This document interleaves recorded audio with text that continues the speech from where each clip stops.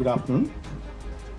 George Bernard Shaw once wrote, and I quote, I finished my first book 76 years ago. I offered it to every publisher on the English-speaking earth I'd ever heard of. Their refusals were unanimous, and it did not get into print until 50 years later. By then, publishers would publish anything that had my name on it. It was a somewhat similar experience for Amish. Every English publisher in India turned down the manuscript of The Immortals of Melua until his agent Anuj Bhari, who is here with us today, decided to publish the book himself. Starting with a modest print run of 3,000 copies, but backed by the belief which Amish and his wife Preeti had in the book, and supported by their marketing ideas, copies went into bookstores, and before you knew it, most of them had disappeared off the shelves. Wesleyan began as a distributor for the first edition, and as volumes grew, it was decided that a larger publisher was needed to cope with the demand and execute the marketing plans. That's how we took on the role of publisher. By the time Wesleyan published The Immortals of Melua in August 2010, the first edition of the book had sold 45,000 copies. At that point in time, and even today, the average bestseller sells 10,000 to 20,000 copies. By 2011, when Volume 2 of the trilogy, The Secret of the Nagas, was published, we started with a print run of 100,000 copies. Within weeks, we reprinted the book. Hindi, Marathi, Gujarati, and Telugu editions followed, with Tamil, Assamese, and Bengali editions soon to follow. By the end of 2012, the combined number of books in print of all editions of the first two books in the trilogy stood at a staggering 950,000 units. Throughout 2012, both books have remained in the top 5 of the Nielsen Bookscan, the most reliable bestseller list in India, often occupying the first and second positions for many weeks. 2013 will see the publication of The Oath of the Vayuputras, the long-awaited culmination of the trilogy, which will be launched with an initial print run of 500,000 copies, and thus taking the series close to the 1.5 million mark in print. 2013 will also see the launch of the international edition of The Immortals of Melua by one of UK's top publishers, Quercus, thus making the book available to English language readers around the world. While much has been made about the marketing of the Shiva trilogy, these numbers cannot be explained off as by mere hype. The fact is that Amish's reimagining of the story of Shiva has struck a chord with readers, both young and old, and of both sexes. As Deepak Chopra says, the books are archetypal and stirring. Amish's books unfold the deepest recesses of the soul. Perhaps the genius of Amish is in his light touch, where his stories work at the level of passion, action, and adventure, while distilling the true philosophies of ancient India. 1.5 million copies in print, an international edition in the wings, a movie from Mr. Karan Johar's Dharma Productions in the works. Where does the Shiva trilogy go from here? Your guess is as good as mine, but as the great showman P.T. Barnum once said, you ain't seen nothing yet. Thank you.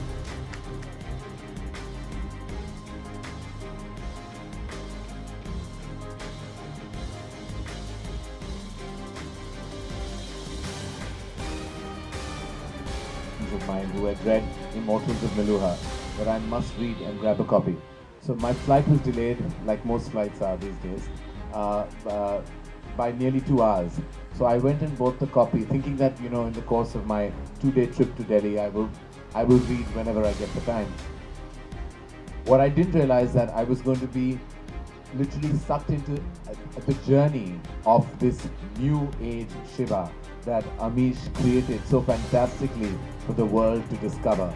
I started reading it, and it's normally that happens with a thriller or it happens with a whodunit, where you feel you can't put the book down. And I'm a nervous flyer, and that's the one flight that was really bumpy, and I wasn't afraid because I was sucked in by the world of Shiva. Somewhere there was a divine intervention, I think, that swept me into not feeling afraid of those bumpy clouds.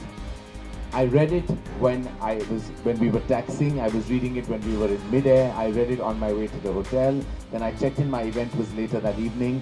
I just put down. I just started reading it. I just read it non-stop. And I knew that there was a film here because not only is it descriptive, it's imaginative, but it's just sheer brilliance. Brilliance that you can't unfortunately describe. When you say that's brilliance that is beyond words, but here his brilliance is within his words. And I really believe that what he's created I'm not necessarily the most religious person in the world, but to me, Shiva was always an imposing personality, an imposing god. But what he made Shiva and what he did with Shiva was make him this romantic warrior. And I think his interpretation of Shiva and then what happened post that with the secret of the Nagas and now of course with the oath of the Vayuputras, which I can't wait to get. I'm hoping I have some early access to that book. And there are some perks and privileges. And after that, really, after I read the book, I walked into my CEO's room and I said, I want to make this film.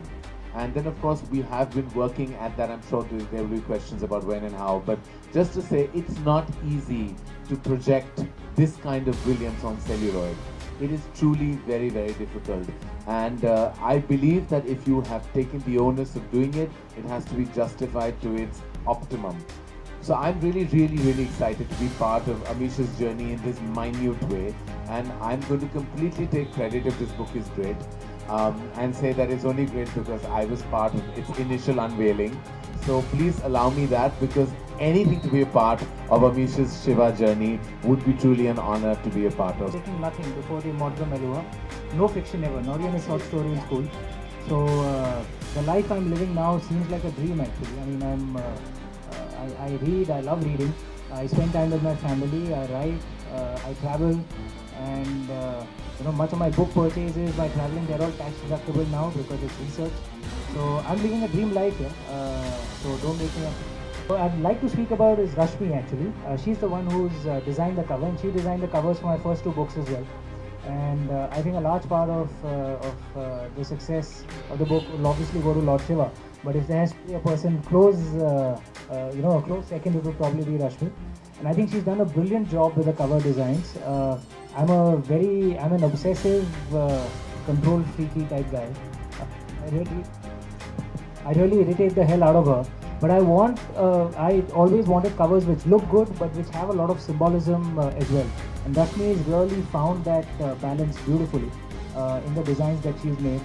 In the takeaway kits that are being given to all of you members of the press, you'll see some notes of the symbols related to Lord Shiva that have been worked into all the covers. In my humble opinion, Rashmi, I think, is one of the best cover designers in India today.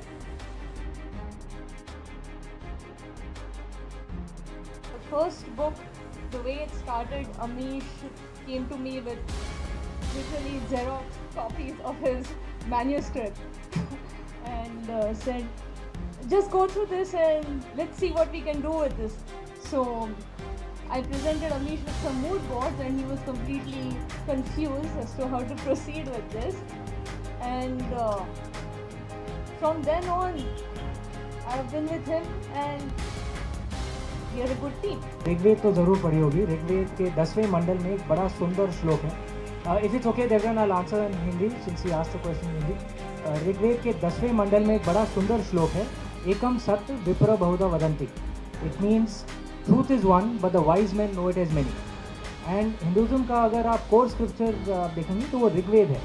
And I think that thought, that couplet really describes not just Hindu philosophy, but what all religions, the way it's practiced in India, the way it's followed. It really beautifully describes that. And in that sense, if you see across various scriptures, अगर आप north में देखेंगे, the version of the Ramayana that's most popular is the Ramcharitmanas, which is actually a 16th century modernization of the original Valmiki Ramayana. आप south में देखेंगे, Tamil Nadu में it's a Kamba Ramayana, which actually is quite different from the original Valmiki Ramayana or the Ramcharitmanas. आप Chhattisgarh, Jharkhand area में जाएंगे, there's the Gond Ramayana. It's not just with the Ramayana. Look at the Brahma Puran and the Shiv Puran. The creation myths are completely different. The point is the concept that all of us have a right to our own truth exists within India. And this doesn't just exist in Hinduism, if I may point it out. It exists in all religions in India. My wife and I, we traveled to Munnar in Kerala, where I've written parts of the second book. We were coming down, there's this beautiful church. For some reason, we got drawn to it and we went in out there. It was a church dedicated to Mother Mary. Okay, and like all churches dedicated to Mother Mary, there was a statue of Mother Mary holding bomb Jesus, baby Jesus, which is normal. The difference was how Mother Mary looked. She was dark-skinned, like Indian women. She had curly, wiry hair. She was wearing a, how can I forget that? Sindoor, correct? She was wearing a Mangal Sutra. She was wearing a sari. She was completely Indian. And this is the way, the people of that area approached Mother Mary. So I'm saying it is the attitude of Indians. Religiosity and liberalism are not in conflict in India. If you are truly religious, you'll automatically be liberal. That's the way we Indians are. I think Amish summed that up beautifully. All I have to say is that I'm really glad that God doesn't have any copyright, and I do believe that conviction and interpretation really equal, I think, brilliance. And I really believe that Amish's conviction to portray Shiva the way he had and interpret it the way he chose to is truly the result why we have the world of Shiva today. And I believe कि जो भी हो, किसी भी, अगर आप कोई भी रिलीजन ले लो या कोई भी भगवान जिसे हम जानते हैं, भगवान के बहुत सारे रूप होते हैं और उसके बारे में जो कहानियाँ हमने सुनी हैं वो कहानियाँ रिलीजन बन चुकी हैं. लेकिन interpretation is something that comes out of your truly your scientific understanding of the your that may have existed or not, and how you interpret that is really your own creative conviction, which is what I think Amish has. हम सारे, चाहे वो किसी किताब का लेखक हो या किसी फिल्म के निर्देशक, we are all interpreting something or the other. चाहे वो emotions हो या of course scriptures, it really amounts to the same thing. It's your interpretation. There is actually it's a slightly technical answer. The first one, the theme, the color theme was blue. The second one was green, and the third one is red. There are two methods of creating light. One is the additive color system, the other is the subtractive color system. In the additive color system, you move from black to white. You basically have no colors. You start with black, you add in 3 primary colors and you can get any color that you want. You add all of them in equal proportion, you get white. The primary colors in the additive color system are blue, green and red. Okay? So philosophically it kind of moves from black to white. So evil to good, which is what Lord Shiva does. So that's the logic behind the philosophical logic behind the color themes. Like I said, there's a lot of symbolism across all the colors. Each material in there, Lord Shiva's bow, for example, it's called the Pinaka. All of you members of the press would have printouts of it. You can actually look at it in detail. There's a lot of symbolism across the bow. And anyone who knows Lord Shiva's myths in detail will kind of know that. So there's symbolism and thought across it. Do you have any more questions? We went through a very, which I'm sure even Amish may not be aware, but internally we've gone through the processes of really finding out exactly who the perfect team would be to write this film. Because adapting this book is really a daunting task, and putting it out on celluloid, it's not a film that you can commission to a writer and it'll be ready in 2 or 3 months. You get a first draft and a second draft. This one's really, it will probably be the biggest challenge Dharma Productions has ever taken on. So we needed to get it right. Recently we zeroed in on what we believe may be the potential theme for Immortals of Meluha. There are a lot of verticals that are involved. So the deadline is truly, the work is in progress as we speak. I had a big meeting yesterday in the afternoon about it, and we have those meetings periodically because this film is well, to say it's a passion project is still diluting the core impact of the world of this film. And I believe to put it out there is, for me, it's just not another film. It's, I would say, a game changer for Dharma Productions. If we manage to make Immortals of Meluha, put it out there in the best cinematic way, and create a franchise of this cinematically, I think it will be possibly the first for any production or studio in this country. And when people say it can be India's Lord of the Rings, I'm like, let's not make any comparisons, because to me, why this limit ourselves with comparison? To us, it can be the most defining piece of cinema, and done with through the adaptation of this brilliant trilogy which Amish has written. And I believe that there is not just a film, but there is an experience within those 3 books that need to be, I think, shared with a global and an Indian audience. Oh.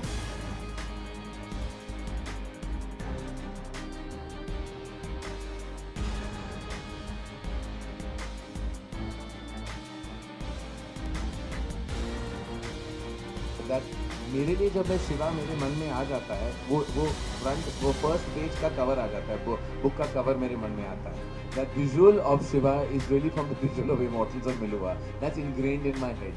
Otherwise हम जानते थे कि शिव जी की जो भक्त थे, you see the image of Shiva, it's always very imposing. You know, Shiva was always a very imposing god.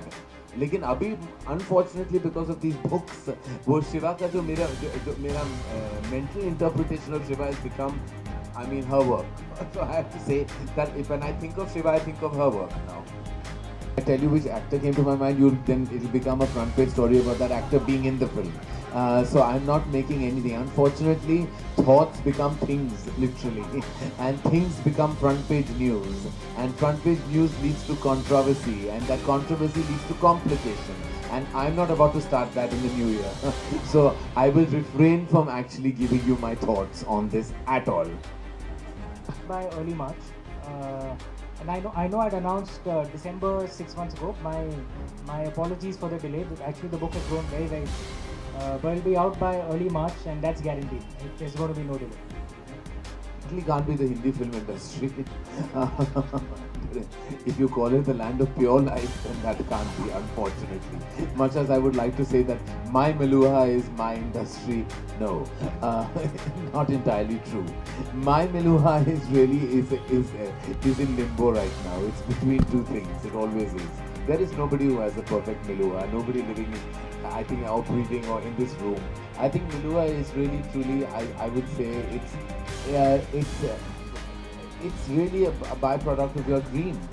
Like I'm sure Amish had a vision which was really his dream, and he put it out there.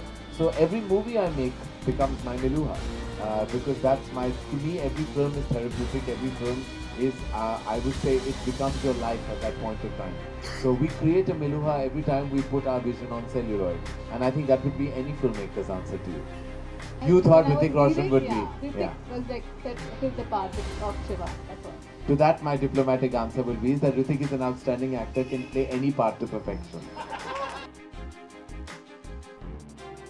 कि अमीश ने मुझे invite किया, and I was very happy and honoured to be here. जैसे कि आप सब जानते हैं कि हमारे पास पहले जो किताब के राइट्स हैं इमॉर्टल्स ऑफ मिलुआ, बेहद पसंद आई मुझे ये किताब. I think it's a brilliant book and a great interpretation of Lord Shiva. और जिस तरह अमीश ने ये दुनिया क्रिएट की है in the secret of the Nagas, immortals of Meluha, और अभी जो आने वाली किताब है मार्च में जो आने वाली है, रिलीज़ होने वाली है, ओथ ऑफ द वायुपुत्रास, जो कंप्लीट करती है ये ब्रिलियंट ट्रिलॉजी को. तो मैं not only as a fan of his work but also as a film maker मैं बहुत इंस्पायर हो गया, और मैंने सोचा कि ये जो इमॉर्टल्स ऑफ मिलुहा है, इस बहुत ही खूबसूरत और एक ऊंची सिनेमैटिक एक्सपीरियंस वाली फिल्म बन सकती है. तो ऑफ कोर्स ये राइट्स हमने Amish was very kind enough कि उन्होंने धर्मा प्रोडक्शंस को ये राइट्स दिए हैं, और हमें ऐसा लगता है कि we have a tremendous responsibility to live up to Amish's vision. तो अब उसके आगे कब होगा, कब फिल्म शुरू होगी, वो सब अभी हम डिस्कशंस और डिटेल्स कर रहे हैं, लेकिन जब फिल्म बनेगी it will be with Amish's vision intact, right? Thank you. It certainly will be. It started as a pure philosophy book, then which got converted into an adventure to convey that philosophy. So on the surface, the book is actually an adventure. It's an adventure of a man called Shiva who lived 4,000 years ago. His journey, the battles that he fought, his love story with a princess called Sati. And through that adventure, through that thriller, I'm trying to convey my understanding of Lord Shiva's philosophies.